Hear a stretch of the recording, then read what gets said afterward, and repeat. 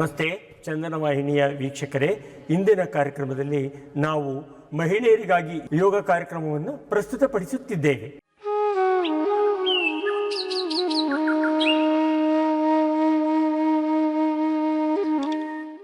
ನಿಧಾನವಾಗಿ ಬೆನ್ನಿನ ಮೇಲೆ ಮಲಗಿ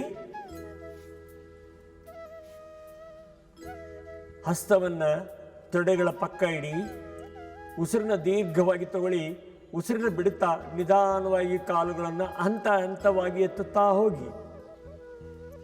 ಪೂರ್ತಿ ದೇಹವನ್ನು ನೇರವಾಗಿ ಮೇಲೆ ತನ್ನಿ. ಕಾಲು ನೇರ ಮಾಡಿ, ಬೆನ್ನು ನೇರ ಇರಲಿ, ಸೊಂಟ ನೇರ ಇರಲಿ, ಕಾಲು ಬೆರಳು ಚುಪ್ಪಗೆ ಮಾಡಿ. ಅದೇ ಸ್ಥಿತಿಯಲ್ಲಿ 5 ಸೆಕೆಂಡ್ ನಿಲ್ಲಿ. ಅದೇ ಸ್ಥಿತಿಯಿಂದ ಇದರಿಂದ ಮುಂದುವರಿದ ಭಾಗವಾದ ಆಸನವನ್ನು ಮಾಡೋಣ. ಈಗ ಇದನ್ನು ನಾವು ಸರ್ವಾಂಗಾಸನವನ್ನು ಮಾಡಿದ್ದೇವೆ. ಈಗ ನೇಗಿಲಿನ ಹಾಗೆ ದೇಹವನ್ನು ಮಾಡುವುದು ಹಲಾಸನ. ಹಲಾಸನ ಮೊದಲಿಗೆ ಬೆನ್ನಿನ ಮೇಲೆ ಮಲಗಿ ಉಸಿರನ್ನು ತಗೊಳ್ಳಿ. ಉಸಿರನ್ನ ಬಿಡ್ತಾ ನಿಧಾನವಾಗಿ ಕಾಲುಗಳನ್ನು ಎತ್ತಿ. ಇದು ಬೊಜ್ಜು ಕರಗಿಸಲಿಕ್ಕೆ ಬಹಳ ಒಳ್ಳೆಯದು. ಇದನ್ನು ಸಹ ಹೃದಯದ ತೊಂದರೆ ಇರುವಂಥವರು ಮಾಡೋ ಹಾಗಿಲ್ಲ. ಆದಷ್ಟು ಕಾಲನ್ನು ಹಿಂದೆ, ತಲೆ ಹತ್ತಿರ ಪೂರ್ತಿ ನೆಲಕ್ಕೆ ಮುಟ್ಟಿಸಿ, ಕೈಗಳನ್ನು ಮುಂದಕ್ಕೆ ಚಾಚಿ ಸಹಜ ಉಸಿರಾಟ ಇರಲಿ.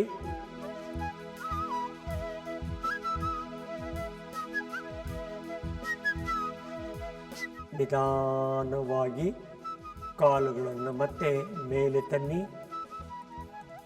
ಮತ್ತೆ ಸಹಜ ಸ್ಥಿತಿ ಅಂದರೆ ಬೆನ್ನಿನ ಮೇಲೆ ಮಲಗಿ. ನಂತರ ಕುಳಿತುಕೊಳ್ಳಿ ದಂಡಾಸನದ ಸ್ಥಿತಿಯಲ್ಲಿ. ಈಗ ಮಾಡೋಣ ಧನುರಾಸನ. ಧನಸ್ಸಿನ ಆಕಾರದಲ್ಲಿ ದೇಹವನ್ನು ಮಾಡುವಂಥದ್ದು. ಬೊಜ್ಜು ಕರಗಿಸಲಿಕ್ಕೆ ಇದು ಉತ್ತಮವಾದ ಆಸನ. ಮತ್ತು ಗ್ಯಾಸ್ಟ್ರಿಕ್ ಎಸಿಡಿಟಿ ಮತ್ತು ಇದನ್ನು ಮಾಡೋದ್ರಿಂದ ಜೀರ್ಣಶಕ್ತಿ ಹೆಚ್ಚಾಗುತ್ತೆ. ಈಗ ನೋಡಿ, ಮೊದಲು ಹೊಟ್ಟೆಯ ಮೇಲೆ ಮಲಗಿ ನಿಧಾನವಾಗಿ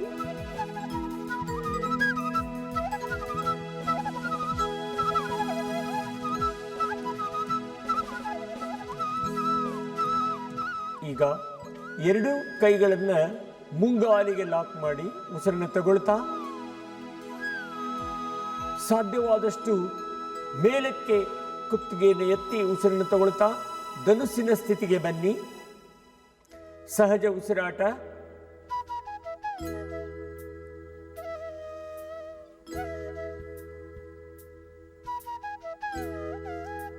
ಅದೇ ಸ್ಥಿತಿಯಲ್ಲಿ 5 ಸೆಕೆಂಡ್ ಇಲ್ಲಿ.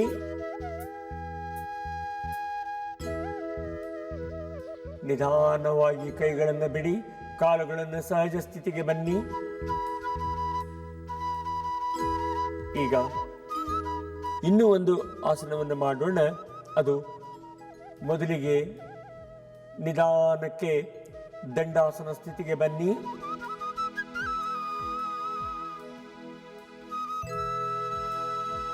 ದಂಡಾಸನ ಸ್ಥಿತಿ. ಈಗ ಪೂರ್ವೋತ್ಥಾನಾಸನ.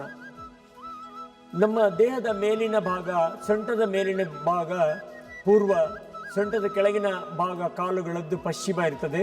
ಅಪೂರ್ವದ ಭಾಗದಲ್ಲಿ ದೇಹವನ್ನು ಎತ್ತುವುದಕ್ಕೆ ಪೂರ್ವೋತ್ಥಾನಾಸನ ಅಂತಾರೆ. ಇದು ಸಹ ಬೆನ್ನು ನೋವು, ಕುತ್ತಿಗೆ ನೋವಿಗೆ ಬಹಳ ಒಳ್ಳೆಯದು. ಇದು ಸಹ ಕೈಗಳಿಗೆ ಕಾಲುಗಳಿಗೆ ಶಕ್ತಿ ಕೊಡ್ತದೆ. ಮತ್ತು ವೆರಿಕೋಸ್ ವೀನ್ಸ್ ಅಂದರೆ ಮೀನ್ಕಂಡ ಭಾಗದಲ್ಲಿ ನರಗಳು ಗಂಟಾಗೋದನ್ನು ಇದು ತಡೀತದೆ. ಈಗ ಕೈಗಳನ್ನು ಪಕ್ಕಕ್ಕೆ ಇಡಿ, ತೊಡೆಗಳ ಪಕ್ಕ. ನಿಧಾನವಾಗಿ ಉಸಿರನ್ನು ಮೊದಲು ಹೊರಗೆ ಹಾಕಿ, ಉಸಿರನ್ನು ತಗೊಳ್ತಾ ಸೊಂಟವನ್ನು ಎತ್ತಿ ಮುಖವನ್ನು ಹಿಂದಕ್ಕೆ ಹಾಕಿ.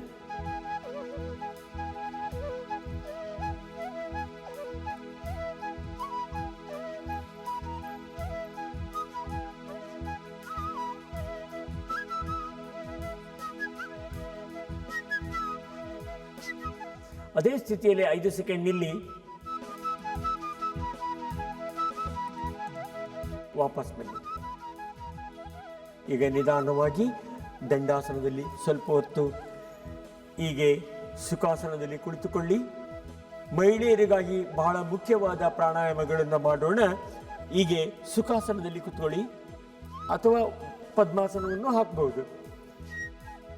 ಈಗ ಮೊದಲಿಗೆ ವಿಭಾಗೀಯ ಪ್ರಾಣಾಯಾಮ ಮುಖ್ಯವಾಗಿ ಈ ಚಳಿಗಾಲ ಮತ್ತು ಮಳೆಗಾಲದಲ್ಲಿ ಬಹಳ ಮುಖ್ಯವಾಗಿ ಶ್ವಾಸಕೋಶದಿಂದ ಒಂದು ಮೂಗಿನಿಂದ ಶ್ವಾಸಕೋಶಕ್ಕೆ ಒಂದು ಪೈಪ್ ಇರ್ತದೆ, ಅದಕ್ಕೆ ಗಾಳಿಯ ಒಂದು ಪೈಪ್ ಅಂತ ಹೇಳ್ತಾರೆ. ಅಂದರೆ ಗಾಳಿದು ನಳ ಅದು ನಲ್ಲಿ, ಅದು ಕ್ಲಿಯರ್ ಇರಬೇಕು, ಇಲ್ಲಾಂದರೆ ಕೆಮ್ಮು ನೆಗಡಿ ಕಫ ಜಾಸ್ತಿ ಆಗ್ತದೆ. ಇದನ್ನು ಮಾಡೋದ್ರಿಂದ ಅದು ವಾಸಿ ಆಗ್ತದೆ.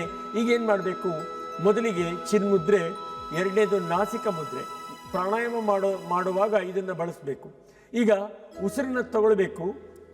ಮತ್ತು ಇಲ್ಲಿ ನಿಯಮ ಏನಂದರೆ, ಬಲಗಡೆ ನಮಗೆ ಮೂಗಿನ ಹೊರಳೆ ಎರಡಿರುತ್ತೆ, ಬಲಗಡೆ ಎಡಗಡೆ. ಇಲ್ಲಿ ಒಂದೇ ಹೊರಳೆಯಲ್ಲಿ ಉಸಿರನ್ನು ತಗೊಂಡು ಅದೇ ಹೊರಳೆಯಲ್ಲಿ ಬಿಡಬೇಕು. ಅಂದರೆ ಯಾವ ಭಾಗದಲ್ಲಿ ತಗೊಳ್ತೀವೋ ಅದೇ ಭಾಗದಲ್ಲಿ.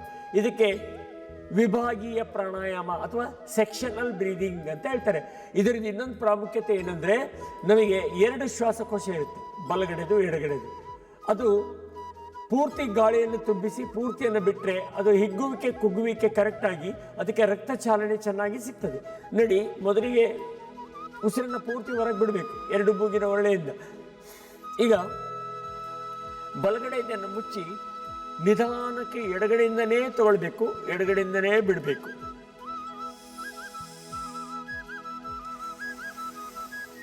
ಈ ಥರ ನಿಧಾನವಾಗಿ ಮಾಡಿ. ತಗೊಳ್ಳುವುದು 1, ಬಿಡುವುದು 2. 5 ಸೆಕೆಂಡಲ್ಲಿ ಉಸಿರನ್ನು ತಗೊಳ್ಳಿ, ಉಸಿರನ್ನು ಬಿಡಿ, ನಿಧಾನವಾಗಿ ಹಸ್ತವನ್ನು ತೆಗೀರಿ. ಅದೇ ರೀತಿ ವಿರುದ್ಧ ದಿಕ್ಕಿನಲ್ಲಿ. ಈಗ ಎಡಗಡೆಯ ಮೂಗಿನ ಹೊರಳೆಯನ್ನು ಮುಚ್ಚಿ ಬಲಗಡೆನೇ ಉಸಿರು ತಗೊಳ್ಬೇಕು, ಎಡಗಡೆ ಬಿಡಬೇಕು.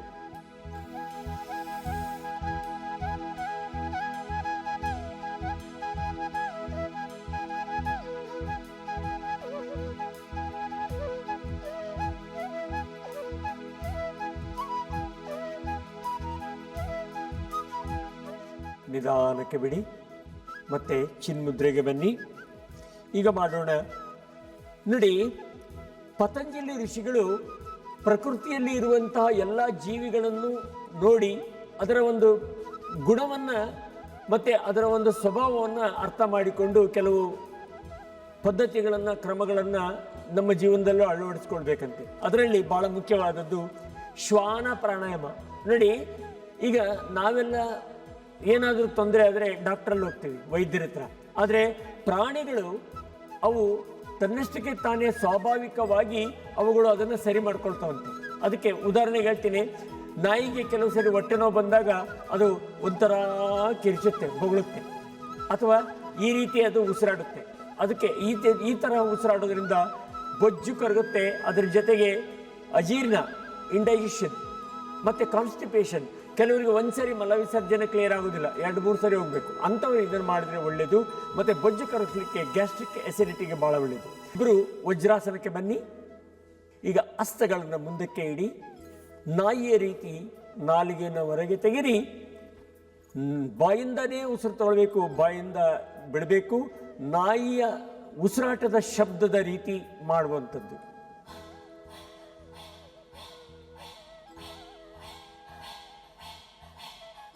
ಇದು ಜಠರಾಗ್ನಿಯನ್ನು ಜಾಸ್ತಿ ಮಾಡ್ತದೆ, ಅಂದರೆ ಜೀರ್ಣಶಕ್ತಿಯನ್ನು.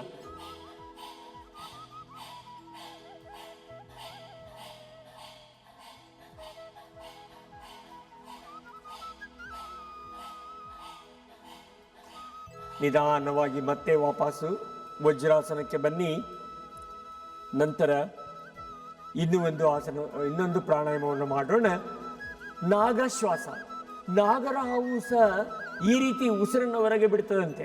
ಅದಕ್ಕೆ ಈ ನಾಗಶ್ವಾಸವನ್ನು ಮಾಡೋದ್ರಿಂದ ನಮಗೆ ಹೊಟ್ಟೆಯ ಎಲ್ಲ ತೊಂದರೆಗಳು ನಿವಾರಣೆಯಾಗಿ ಶ್ವಾಸಕೋಶ ಮತ್ತು ಹೃದಯ ಯಾವಾಗಲೂ ಸದೃಢವಾಗಿ ಗಟ್ಟಿಯಾಗಿ ಇರ್ತದಂತೆ. ನಿಧಾನವಾಗಿ ಇದೇ ಸ್ಥಿತಿಯಲ್ಲಿ ಹಿಂದೆ ಕೈಗಳನ್ನು ಕಟ್ಟಿ ತುಟಿಯನ್ನು ಪಕ್ಷಿಯ ಕೊಕ್ಕಿನ ಹಾಗೆ ಮಾಡಿ ದೀರ್ಘವಾಗಿ ಉಸಿರನ್ನು ತಗೊಳ್ಬೇಕು. ನಿಧಾನವಾಗಿ ಮತ್ತು ಶಬ್ದ ಬರೋ ಹಾಗೆ ತುಟಿಯಿಂದ ಆ ತರಹ ಶಬ್ದ ಬರಬೇಕು, ನಾಗರ ಹಾವಿನ ತರಹ ಶಬ್ದ ಬರಬೇಕು.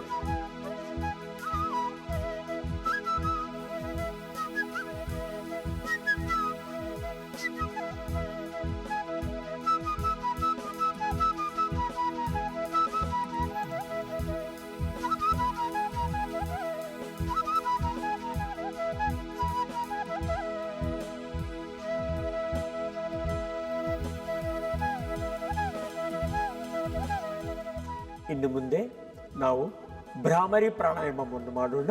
ಈಗ ನೀವು ಕಾಲುಗಳನ್ನು ತೆಗೀರಿ. ಈಗ ದಂಡಾಸನಕ್ಕೆ ಬನ್ನಿ, ನಿಧಾನವಾಗಿ ಸುಖಾಸನಕ್ಕೆ ಬನ್ನಿ. ಈಗ ಷಣ್ಮುಖಿ ಮುದ್ರೆಯನ್ನು ಅಳವಡಿಸಿ. ಭ್ರಾಮರಿ ಪ್ರಾಣಾಯಾಮ ಅಂದರೆ ಇದನ್ನು ಮಾಡೋದ್ರಿಂದ ಕಣ್ಣು, ಮೂಗು, ಕಿವಿ ತೊಂದರೆಗಳು ನಿವಾರಣೆ ಆಗ್ತದೆ. ಇದನ್ನು ಮಾಡೋದ್ರಿಂದ ಏಕಾಗ್ರತೆ ಜಾಸ್ತಿ ಆಗ್ತದೆ ಮಕ್ಕಳಿಗೆ. ಈಗ ಷಣ್ಮುಖಿ ಮುದ್ರೆ ಮಾಡಿ ನಿಧಾನವಾಗಿ ಶ್ವಾಸವನ್ನು ತಗೊಂಡು ಶ್ವಾಸವನ್ನು ಬಿಡುವಾಗ ಜೇನು ನೊಣದ ಹಾಗೆ ಶಬ್ದವನ್ನು ಮಾಡುವುದು.